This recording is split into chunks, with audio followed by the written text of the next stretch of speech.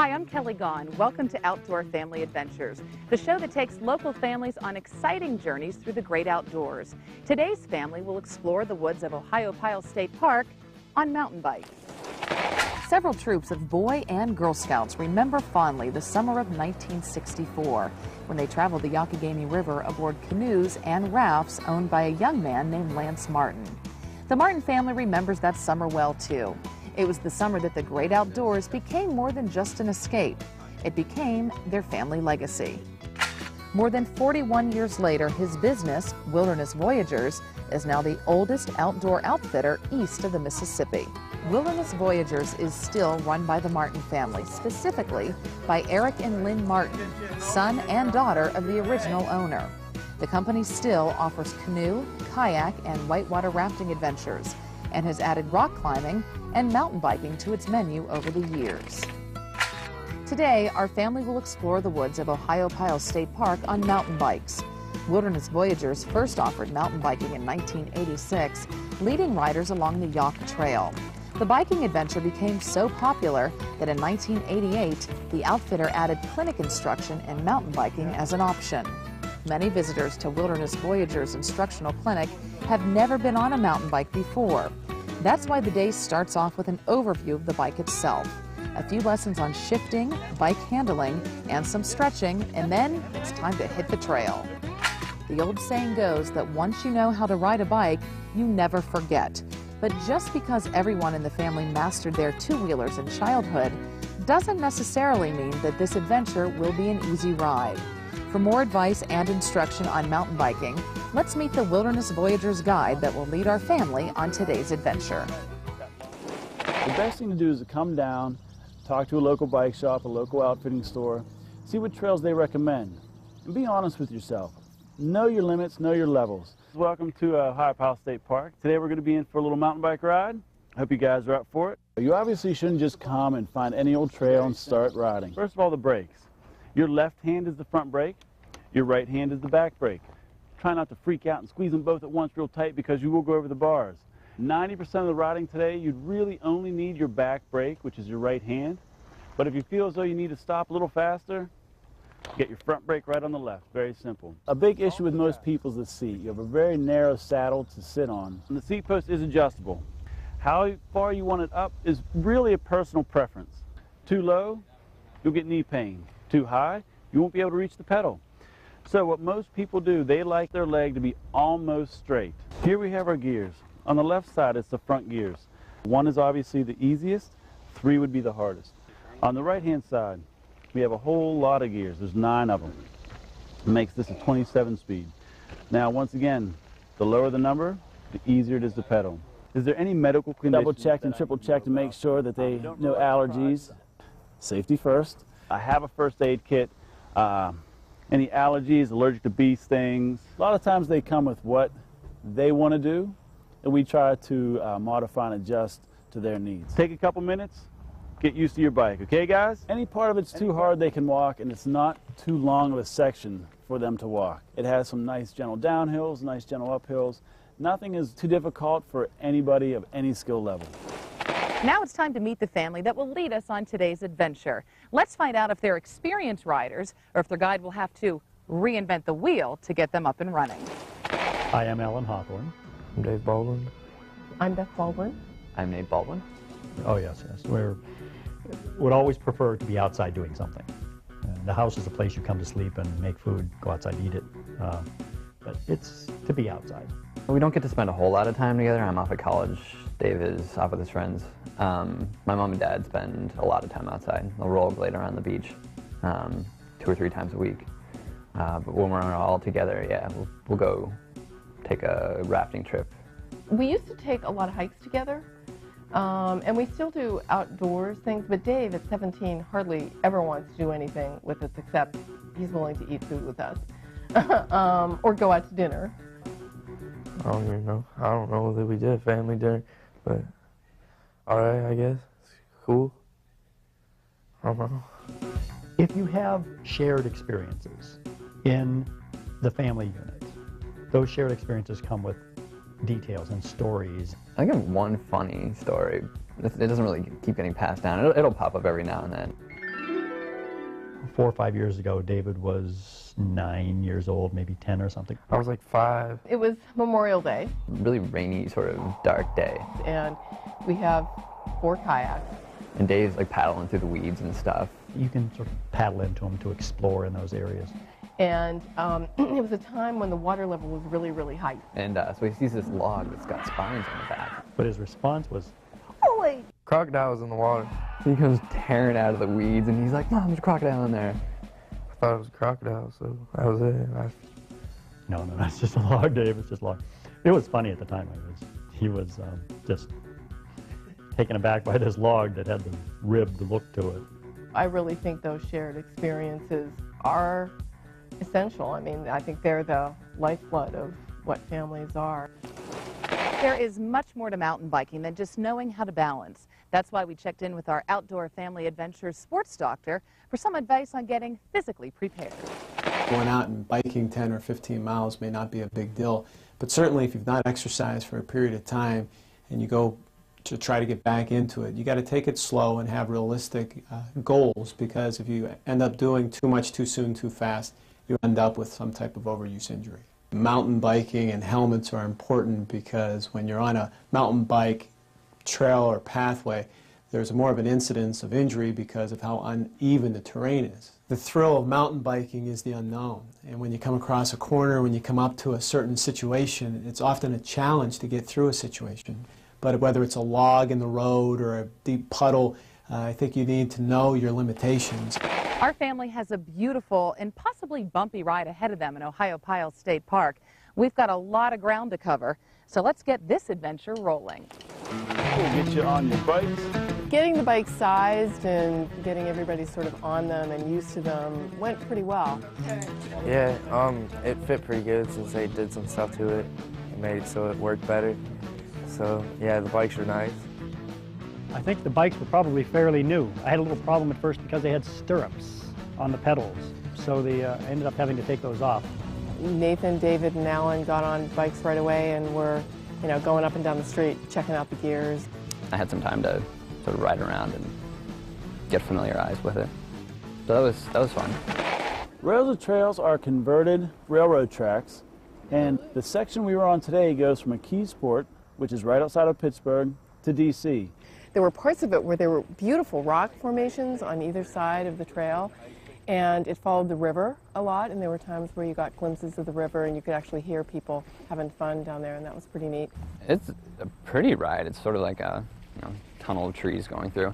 It's tough on the legs, though, a lot more so than the actual trail. It was pretty long. It took a long time to get up to the other trails, but it was a nice ride, I guess. We actually talked about, it'd be a neat weekend thing if you could go from Pittsburgh, let's say, to Ohiopyle, and I guess you can. So that was really nice, and I hope that Pennsylvania just keeps building more rails to trails, because I think they're really, an attraction for people. A great part of this area, and people should really take advantage of it. I think everybody thought the first challenge was fun, the slow-mo relay. Okay guys, congratulations. You just finished the Rails to Trails section. We're now about to enter the single track. And here is your first challenge. Alrighty, let's see what we got in here. Slow ride challenge. The road from here gets very steep. Your bike has many gears to help. For this challenge, you'll only need the lowest one. Ride as fast as you can to finish this relay race. The slow ride relay race was fun. It reminded me of a Charlie Chaplin movie, where you see people spinning their legs as fast as they can on the bikes.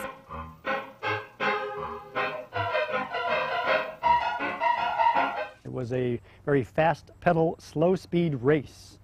We had to put our bikes into first gear. We had to go down around pretty much and then come back and then hand it off to the next person. In first gear, the very first gear.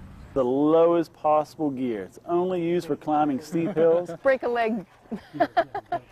I loved it. Personally, I found it hilarious. On your marks, You're get dead meat, set, Alan. go. Pedaling probably just as fast as we could on those bikes and going almost as slow as we could at the same time. Those legs pumping like crazy, and you couldn't sit down on the bike. and you couldn't really stand up and get any traction. Oh, I'm losing my thing. That was interesting. Dad had a little bit of a head start. I was surprised. My mom did pretty well. Go, Nate! I was just pedaling as fast as I could. It really looks comical to see someone spinning as fast as they can. Go, go, go! I guess I would, if I wanted to make a challenge on mountain bikes, that would be a good one to do again. It was a lot of fun. I don't think I've ever moved my legs that fast. But Dave definitely cut me off. If there had been an effective referee, the outcome may have been different because, to my eyes at least, there was some interference. Little foul play there, yes. Yes, I talked it over with the judges and we were discussing possible disqualification, but since there were no lines drawn in the track, we had to let it roll. He was in front of him anyhow, so I suppose he could cut in front of him. If he was behind me, that's his fault, I guess. That's cheater! One of the things about having David on your team is he will generally do whatever it takes to win. Me and my dad won, so. Congratulations of the low gear. Alan and David won. If there had been an effective referee, the outcome may have been different, but, you know, I guess there was no referee. It was all's fair kind of challenge, so they won that one. Single track is just one bicycle wide. It can be a foot or two, or it can be just a little more than your tire width. We turned off of the rail to trail and started up, I believe it was Mitchell Run, I think was the name of the place. Single track, I don't know what the total overall climb was, but it was a fairly decent uphill climb. And that was a pretty steep introduction to the trail because we really did go straight up and it was really rocky and rooty right there. You just sort of are looking straight down at the ground at all the rocks and roots and trying to avoid any big ruts. You just had to not run over the roots and the rocks, and it made it easier. It was a beautiful trail. I mean, the rhododendron that were probably 6-7 feet high, they're just huge. We followed some side creeks, I think, that must run into the Auk, and that was neat. Other mountain biking that I've done didn't include near as many roots and rocks sticking up. You had to try to go around them, so it made it harder. Oh, goodness gracious. Oh. So it wasn't as boring. I'm going to see how far I make it. I may not make it. The Widowmaker, to look at, didn't seem to be all that difficult until I got there and, oh no, oh, the first rock and I got stopped. Oh. I don't think the family gave it enough respect. Widowmaker didn't look that bad when you were approaching it from the downside, and I got less than halfway up it and I stopped. Okay, so maybe it's, you know, a little bit more difficult. Oh, yeah. Mom got to the very bottom. Bye. I just walked pretty early on. I'm sure I was the earliest walker. I went, and I didn't make it up. Once they started up it, they realized why it was called the Widowmaker. But nobody made it up Widowmaker. Even expert Rich did not make it up Widowmaker, so. It is a very technical little short little hill. I didn't make it. And once they gave it a go, they realized that, but at first I think they just laughed it off. I don't think they realized that it was as difficult as it was. All right, guys, we are now halfway through with our ride, and now it is time for your next challenge. Congratulations. Thank you, and what is our challenge? A tire change challenge. Getting a flat tire doesn't mean the end of your ride. You can fix a flat in no time, change the tube, and get back on the bike. Go ahead, get started. Second challenge is crucial to mountain biking. It is fixing a flat tire. Or push. Push it. Flat tires are very common. It's something you need to do, and the family, it was quite interesting seeing how the family dynamics played in the two teams. Teams were my mom and my dad on one. Dave and I were on the other team. And we killed them. It wasn't even close. Oh, we're ahead. I think my mom actually told my dad to slow down. Slow down. So he took his good old time and still crushed us by a long shot. I really expected David to do very well because he has ridden bikes for a long time and was, you know, can pretty much disassemble and reassemble them. butt. There it is. Yep, there you go. They had a little cooperation problem. Somebody has to take a back seat and somebody has to lead. And I think 2 teenage boys, that's a difficult thing for 2 teenage boys to do. So I think they were at a slight disadvantage there. My brother, he thought he knew how to change the tire, so he kept going really slow, and then I was just like, whatever, you can do it by yourself then. So apparently I was doing it all wrong. I had never done it before. Come on, go for it. Told him Go. to do it, and he doesn't want to do it that We'll way. work together. Come on. Nate, you can't pump it first. Why? It's not how you put a tire on. You're not helping either. I think I heard my mom saying that's what's wrong with teenage boys. They can't cooperate. That's partly true. Yeah. Good communication and teamwork is actually more important in mountain biking than most people think. Can I work on the other team now, since we've gotten our tire on? Mom kind of bailed on her own team and helped out her sons. The sons had a little bit of a discrepancy on how to fix the flat tire, but eventually they came around and everybody was smiling at the end. Both tires got fixed and it's all good. There, I played for both sides and won. You know, it was nice to win one, the old folks winning one. That was good. You didn't realize that you were pedaling uphill most of the way, and then on the way back you realize, oh, I'm going downhill almost all the time. We're going to now start heading downhill. A couple things when heading downhill. First of all, the best way to have your pedals is level. And a good way to keep yourself balanced is to try to pinch the seat with your knees. Also, guys, remember, the left brake, front brake, squeeze that one last. Right brake, back brake. Going downhill, you'll primarily be using your back brake. Try not to freak out, squeeze them both at the same time, or you'll go over the bars. All right, guys, come on down, follow me. What goes up does come down, and that's what we did on the way back. So that really was noticeable. They were fine. They stayed relaxed, they stayed loose. They didn't try to control the bike all the way down. They just more or less flowed with it. The Widowmaker going down was much different. Because you're going down, set it up, so you don't really have to do anything. You can just chill out there and go down. It wasn't as technical. You could just sort of ride over all the bumps and bounce your way down. You had to maintain a lot of control, though. Which is exactly what I did, because I didn't want to go, you know, head over heels down on the bike. I mean, I'm 51. I just care about maintenance. I mean, I just want to be able to keep doing stuff. So Widowmaker was fun. And nobody got hurt, so that was good. Nice. Okay, guys, a lot of times in mountain biking you come across a log or another obstacle. We came across about an 8-inch diameter log laying, you know, maybe 16 inches over the trail. Rich hopped right on it and with his front wheel, and then sort of pushed his bike forward, and his back wheel hopped on, and there he goes on his way. Or you can approach it, get off your bike, and lift your bike up and get across it that way. After looking at the situation closely for a while, I determined that my best course of action would be to carry the bike over the log. Neither Alan or I even considered, you know, bunny hopping over it. I got really close. Nice. Almost. I had my bike tire on it, but I couldn't get the back tire off because it was stuck in between the spokes and tire. Everybody had to hop over it, so you keep going. And I just decided to pick my bike up since, I don't know, it was the easiest way to do it, I guess. It took a little while to get used to the obstacles in the trail. The bees were an interesting part. I thought that was a nice touch. The bee's nest that we sort of ran into or had to run by. There were rumors of a beehive in that area, and I tried to warn the family. Rich told us that yesterday a couple people had been stung and that we should be careful, and we all sort of made it through the first time just fine, but on the way back... I got stung by 5 bees. I don't know if they were bees, actually. I think they were big hornet kind of things. Yeah, luckily Rich had this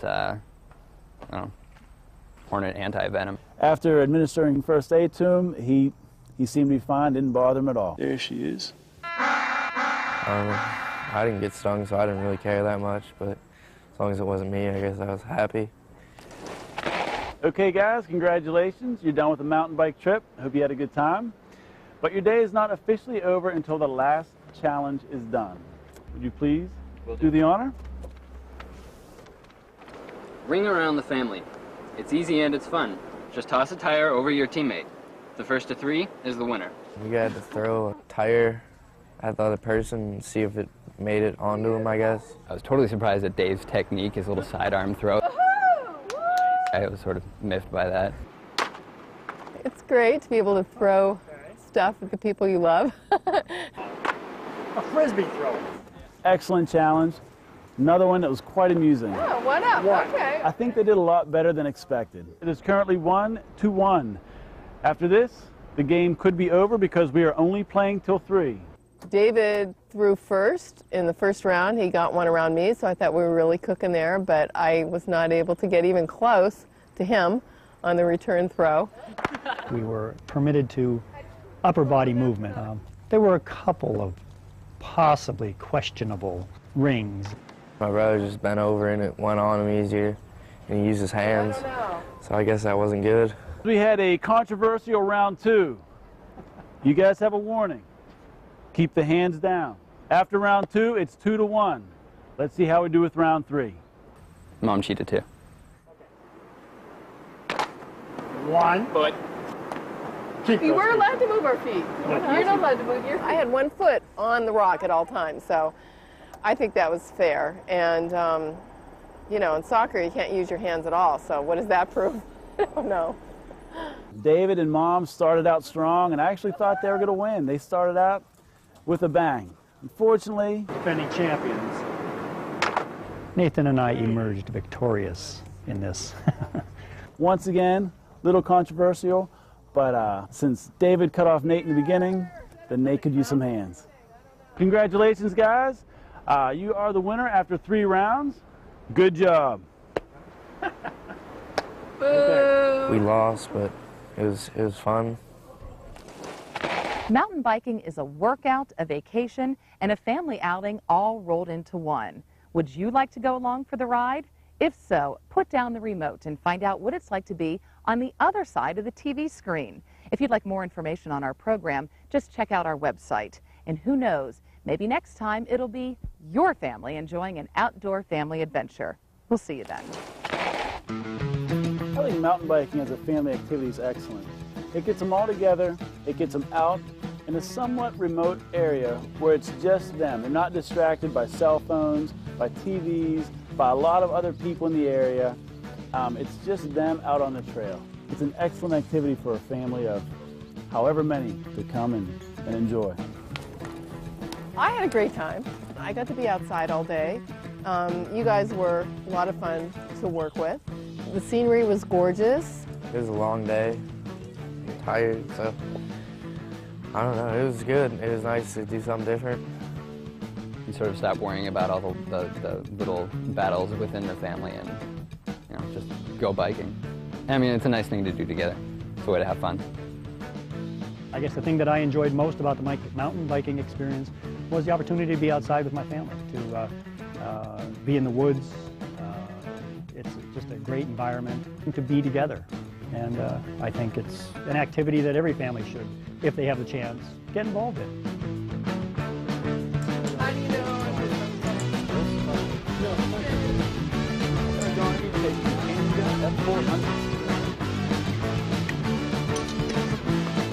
Monsters.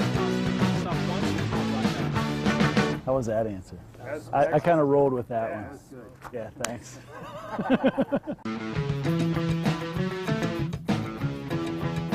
Funding for outdoor family adventures has been provided by the Pennsylvania Public Television Network and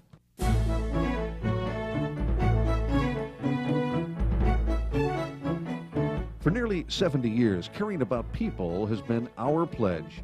We're Highmark, supporting programs which promote active families. Pennsylvania Travel and Tourism. Active families know there's more to do in Pennsylvania. St. Vincent Health Center is Erie's first hospital with cardiologist and neonatal intensive care services specializing in neuroscience, cancer and emergency medicine, and physician-based sports medicine. Edinboro University of Pennsylvania, with locations in Edinboro, Erie, and Meadville, one of the 14 universities in Pennsylvania's state system of higher education. And and by the members of this public television station.